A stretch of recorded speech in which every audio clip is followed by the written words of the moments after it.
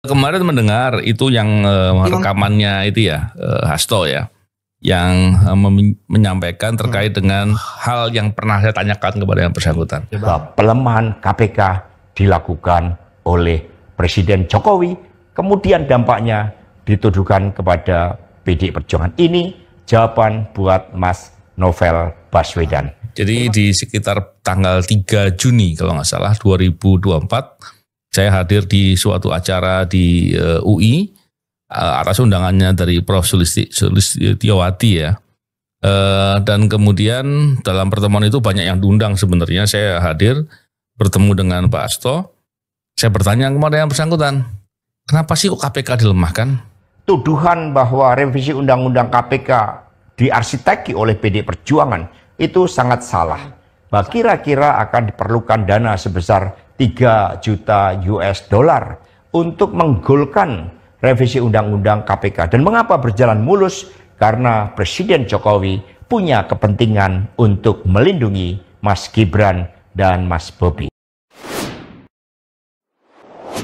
Cara soal revisi Undang-Undang KPK, semua pihak terlibat pada proses itu, bukan cuma Pak Jokowi sendiri. Jadi sebetulnya apa-apa yang disampaikan itu semuanya asumsi-asumsi saja, atau sesuatu yang kalaupun misalnya benar, tapi sebetulnya sampai hari ini saya melihatnya lebih kepada perang opini. Dari keterangan saya, yang saya pertanggungjawabkan secara hukum, secara politik, yang saya pertanggungjawabkan di atas Tuhan yang Maha Kuasa tentang kebenaran pernyataan saya ini, meskipun tanpa bukti, rakyat Indonesia bisa mengetahui. Terus dengan merubah undang-undang, dengan menyingkirkan orang tokoh-tokoh pentingnya di KPK, yang menarik untuk saya tanyakan itu sebetulnya, saya tuh pengen tahu motifnya itu apa sih gitu. Emang bisa memakmurkan, memajukan suatu negara tanpa ada bereskan praktek-praktek korupsi harus dibersihkan? Nggak logis, nggak masuk akal. Bahwa pemilu kita ini di bawah pemerintahan sebelumnya adalah pemilu paling brengsek dalam sejarah. Sah. Gila itu. Saya nggak tahu kita punya hak nggak untuk duduk lagi di ruangan ini semua. Kalau kita punya budaya malu, saya kira wajar kita mundur semua. KPU, Bawaslu, Mendagri, Kapolri, gagal kita ini. DPR juga, supaya adil.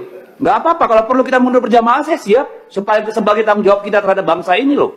Jadi kita lihat sih justru pada era Pak Prabowo ini yang menonjol itu adalah penegakan hukum. Gitu. Soal kasusnya Mas Hasto, nanti kita pasti akan punya perspektif yang berbeda ya. Harun Masiku kan juga sampai sekarang belum tertangkap. Kenapa dipaksakan jelang kongres kita?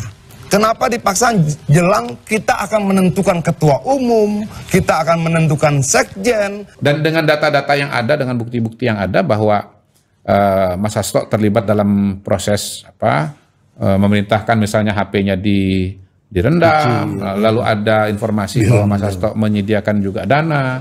Itu ada utusan yang menemui kami, ya, yang memberitahu bahwa sekjen harus mundur, lalu jangan pecat Jokowi, dan menyampaikan ada sekitar 9 orang dari PDI Perjuangan yang menjadi target dari pihak kepolisian dan KPK.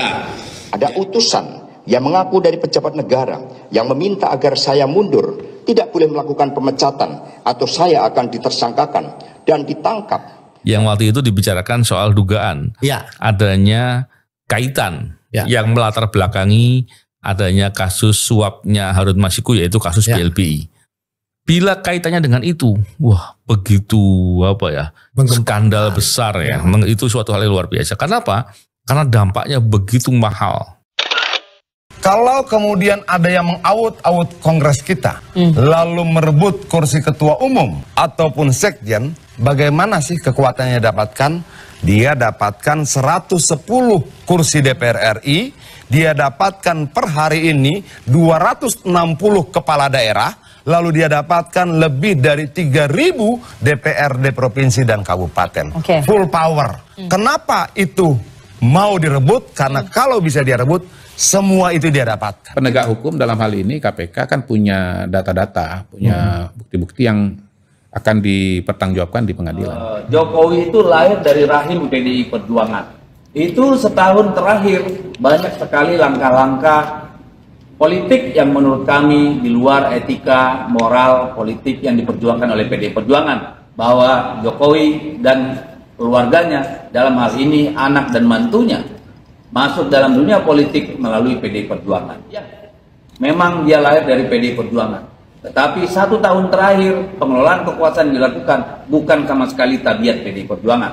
Dan jangankan kami PDI Perjuangan, mungkin malaikat pun tertipu dengan kelakuan 1 tahun terakhir.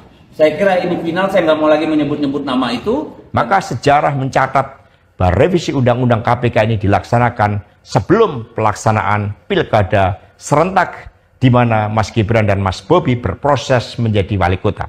Dan saya juga bilang, setahu saya Hasto juga teman dekatnya Firly Bahuri ya, yang ngurus KPK gitu. Tapi soal itu nggak dijawab.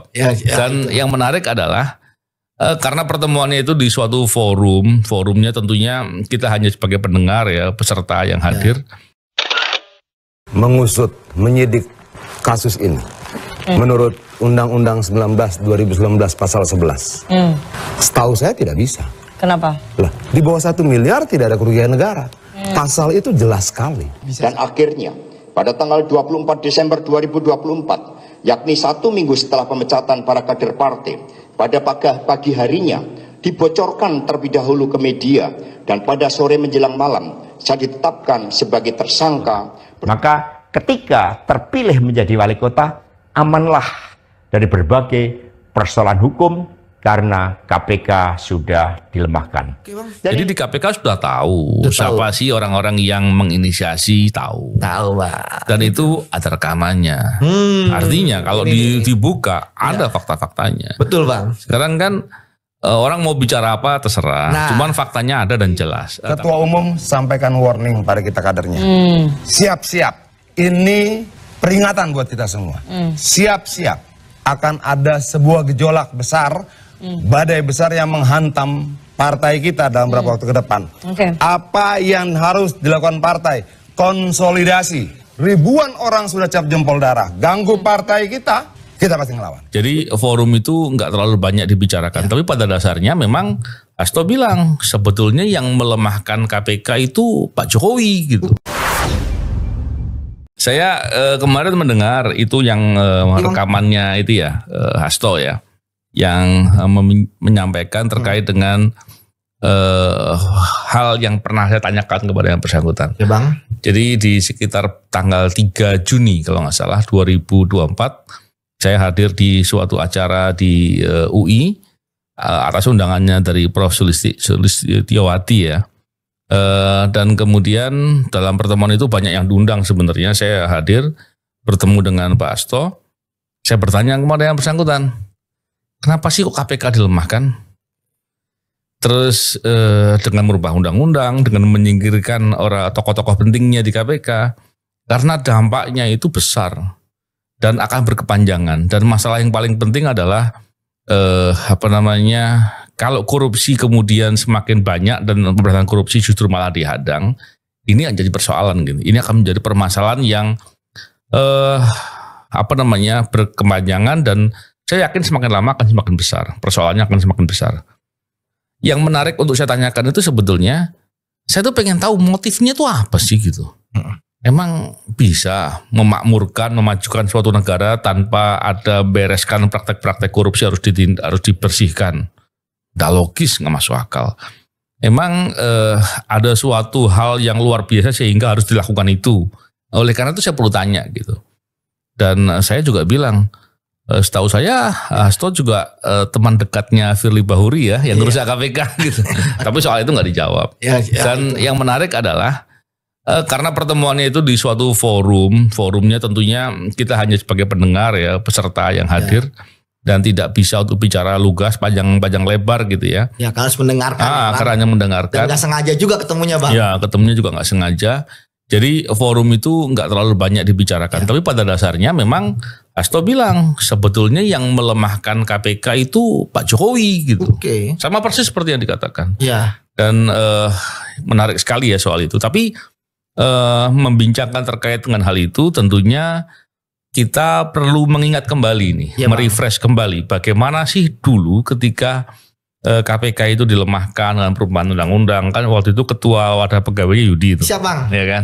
Siap. Dan sebetulnya kita banyak memberikan informasi ya kepada banyak tokoh dan orang-orang ya, tentunya harapannya agar praktek melemahkan KPK itu jangan dilakukan, dan itu benar terjadi.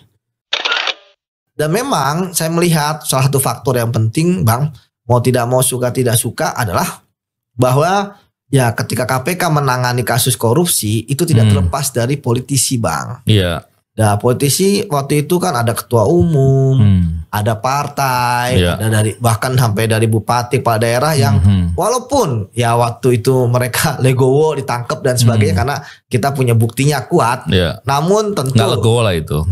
Tapi kan itu kan di publik Bang, tapi kan tentu kan ada hal-hal nggak bisa yang menghindar, tidak bisa menghindar karena udah ketangkep gitu kan. Tentu kan masih ada inilah ya, sehingga kita bisa melihat bagaimana pada waktu itu. Ya tentu kalau kita lihat dari apa yang disampaikan Pak Hasto ya silakan saja versi dia Bang ya. Nah, tetapi kan waktu itu kita melihat lebih jauh bahwa nggak bisa cuci tangan segitu aja dong. Karena semuanya terlibat Bang. Inisiasi dari DPR. Dan ingat loh DPR waktu itu kompak. Mau oposisi maupun koalisi. Ya saat itu kan oposisi dan koalisi nggak beda jauh lah. Ya artinya mungkin 70-30% lah ya. Kalau nggak salah kan yang oposisi kan PKS, Demokrat gitu kan. Ya dalam hal ini khusus ini ya saya pikir semuanya terlibat Bang. Tidak ada satu pihak yang mengatakan wah nunjuk sana, pihak sini tunjuk lagi gitu kan. Ya kalau misalnya apa yang disampaikan Pak Hasto kan versi dia. Dan walaupun dia mengatakan di akhir ya tidak ada buktinya gitu kan. Setelah kita melihat semua kondisi saat ini, di mana ada kasus Harun Masiku, dan sekarang Hasto tersangka, dan kalau kita mencermati pembahasan di Bocor Halus nih, ya kan, yang waktu itu dibicarakan soal dugaan adanya kaitan yang melatar belakangi adanya kasus suapnya Harun Masiku, yaitu kasus BLBI. Bila kaitannya dengan itu, wah begitu skandal besar ya. Itu suatu hal yang luar biasa. Kenapa? Karena dampaknya begitu mahal. Ini kan satu kesatuan yang menurut benar kata Abang. Ini kan tujuannya adalah membubarin KPK dan akhirnya membubarkan KPK itu kan suaranya bukan dari orang-orang yang benar-benar anti korupsi sebelumnya kan. Dulu kan ketika ada membubarin KPK, lu koruptor gitu kan. Sekali lagi di tengah hopelessnya terhadap KPK kan selalu ada harapan lah Bang. Yang penting bagi saya kan lembaganya. Ya, KPK itu ya memang ada yang bilang ini ad hoc, ada yang bilang ini ternyata tidak sesuai dengan harapan. Bahkan dulu survei kalah di balik kepolisian dan kejaksaan. Tapi kan ya semoga bisa kembali ke asal ya. Di KPK itu kan ada penyelidikan dan penyidikan berjalan. Oh, oke Bang. Dan di situ ada bukti-bukti elektronik yang diperoleh. Bang. Jadi di KPK sudah tahu siapa sih orang-orang yang menginisiasi, tahu Bang. Dan itu ada rekamannya. Artinya kalau dibuka ada fakta-faktanya. Betul Bang. Sekarang kan orang mau bicara apa terserah. Cuman faktanya ada dan jelas. Tentu ini harus jadi momentum Bang. Emang harus momentum. Apalagi Pak Prabowo kan sudah mengatakan keras dan tegas. Ya, terkait dengan perbaikan sistem Bang. Perbaikan sistem kan hanya pertama mengefektifkan dan mengefisienkan. Ya, belum bisa masuk di situ bagaimana orang tidak korupsi. Saya kira nggak sesederhana itu. Untuk hanya dibilang ayo kita berantas korupsi, ayo korupsi harus diberantas. Nggak bisa begitu. Harus ada keteladanan, harus ada perintah yang kemudian diimplementasi dengan konsisten, harus ada transparansi, harus ada akuntabilitas, dan yang penting adalah kejujuran. Betul. Semoga itu dilakukan ya. Dan kalau nggak dilakukan, ya tentunya kita hanya prihatin dan harus marah dengan pembiaran-pembiaran seperti itu. Bang. Dan kita berharap ke depan menjadi lebih baik dengan upaya memberantas korupsi yang sungguh-sungguh. Yang jelas kalau bicara penegakan hukum, saya kira salah satu ciri menonjol dari Pak Prabowo ini adalah penegakan hukum malah. Begitu banyak isu-isu dan masalah-masalah yang beliau kerjakan pada hari ini, soal indikasi kecurangan di Pertamina misalnya, dengan tokoh pemain yang istilahnya tokoh lama kan begitu kan, beliau hajar itu. Yang dulu dianggap tidak tersentuh gitu. Kemudian soal bagaimana kebun sawit, perusahaan sawit maupun individu yang masuk ke lahan yang tidak semestinya, hutan lindung dan seterusnya itu ya harus dikembalikan kepada negara, ditambah dengan denda ya. Ada sekitar 1 juta hektar lahan secara total yang harus dikembalikan kepada negara dan dengan denda. Supaya apa? Supaya ya hukum ditegakkan. Nanti menyusul yang lain-lain, tambang dan seterusnya. Jadi kita lihat sih justru pada era Pak Prabowo ini yang menonjol itu adalah penegakan hukum gitu. Soal kasusnya Mas Hasto, nanti kita pasti akan punya perspektif yang berbeda ya. Ada 2 pandangan. Di satu sisi mungkin Mas Hasto nanti mengatakan, ini kita nggak terlibat, kasusnya udah inkrah gitu. Tetapi kalau dibilang kasusnya udah selesai, rasanya kan nggak juga. Karena kan pelaku utamanya siapa namanya? Harun Masiku kan juga sampai sekarang belum tertangkap. Gitu. Itu main course-nya di situ. Justru main course-nya di sana. Gitu. Kalau mau dibilang, justru kalau mau dibilang udah selesai dengan proses yang terjadi kepada Wahyu Setiawan, mantan KPU, siapa yang Tio, siapa? Ya, beberapa lain mantan Bawaslu misalnya. Justru kan kita tidak bisa mengatakan bahwa itu selesai. Dan dengan data-data yang ada, dengan bukti-bukti yang ada bahwa Mas Hasto terlibat dalam proses memerintahkan misalnya HP-nya direndam, lalu ada informasi bahwa Mas Hasto menyediakan juga dana. Ya nanti biar dibuktikan di pengadilan saja. Ya padahal iPhone terbaru Mr. Q sekarang udah waterproof kan? Hah? iPhone terbarunya Mr. Q udah water resistant. Kalau direndam juga masih bisa. Alhamdulillah nggak tahu karena nggak punya handphone. Ya. Xiaomi gue juga waterproof. Samsung juga waterproof. Iya. Ya, kita tahu bahwa proses hukum selalu pasti ada perspektif lah yang berbeda antara satu dengan yang lain. Tetapi yang penting penegak hukum dalam hal ini KPK kan punya data-data, punya bukti-bukti yang akan dipertanggungjawabkan di pengadilan. Tahanan politik itu kan kalau kasusnya kasus politik ya kan berbeda pendapat, misalnya Aung San Suu Kyi kan berbeda pendapat dengan penguasa di Myanmar lalu ditahan, itu namanya tahanan politik. Atau misalnya zaman Pak Harto dulu ada petisi 50 berbeda pendapat lalu kemudian ditahan. Tapi kan pasal-pasal itu sudah nggak ada lagi sekarang. Coba kalau nggak ada kasus Harun Masiku, kira-kira Mas Hasto masuk ke dalam pemerintahan? Saya yakin sih enggak. Saya yakin enggak ya. Walaupun bisa aja muncul lewat kasus yang lain. Kasus hoax mengenai Kodari misalnya gitu. Bisa juga itu. Atau Jason Script ya. Iya, Jason Script itu kan bagian dari hoax tentang Kodari, bahwa Kodari udah mengetahui hasil merancang hasil. Kan nggak tahu saya merancang hasil. Tapi yang dianggap sebagai bukti bahwa saya merancang itu kan publikasi hasil survei ya, dan itu publikasi survei di Jakarta gitu loh. Dan Mr. Q belum melaporkan ke polisi kan waktu itu? Enggak melaporkan. Setahu saya sih ada pihak yang melaporkan. Bukan disuruh Mr. Q? Enggak, karena juga enggak. Itu semua orang yang nyuruh ngomongnya gitu. Tempat saya disuruh juga begitu. Enggak. Kalau sebaliknya buktikan aja. Iya. Tahu polarisasi. Rindu nih. Ini sebenarnya untuk mancing ini. Sebenarnya kita tuh pertanyaannya nggak terlalu meters amat. Cuma untuk memancing. Karena kalau bicara ini ekonomi nggak mungkin ketawa begini. Tawa-tawa bijak ini misalnya. Tapi kan kita lihat misalnya Mas Hasto kan katanya menyimpan video-video yang akan menggegerkan, kan membuat ini kalian, bahkan nama Bu Iriana disebut-sebut katanya. Itu Mr. Q melihatnya gimana tuh ancaman itu tuh? Ini kan bisa kalau membuat instabilitas. Kalau nggak salah sih videonya udah dititipkan sama Bu Koni kan, Konirhan Kundini, dan Bu Koni udah 2 kali bicara di podcast kalau nggak salah. Yang pertama itu ya coba waktu yang pertama itu ngomong apa Bu Koni? Apa yang dikatakan? Ya, waktu di tempatnya Bang Akbar, Pak Hasto ngomong bahwa Pak Jokowi lah yang memerintahkan Mas Anies untuk ditersangkakan di KPK. Satu, yang kemarin kedua, revisi undang-undang KPK itu Pak Jokowi yang pengen untuk melindungi Bobi dan Gibran dari jeratan hukum karena akan maju pilkada.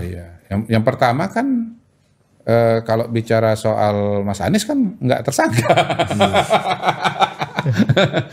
Gitu. Jadi nggak kejadian tuh yang diomongkan itu. Nah, yang kedua kalau bicara soal revisi undang-undang KPK, semua pihak terlibat pada proses itu, bukan cuma Pak Jokowi sendiri. Lagian kalau undang-undang itu nggak diperlakukan pada faktanya kan sampai hari ini ada nggak masalah hukum yang berkaitan dengan Mas Gibran dengan Mas Bobi gitu? Nggak ada.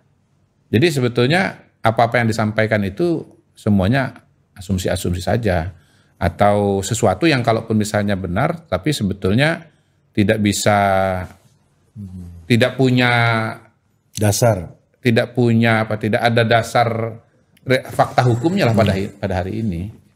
Nggak ada kan? Iya. Jadi ini perang opini aja menurut Sekio. Sampai hari ini saya melihatnya lebih kepada perang opini.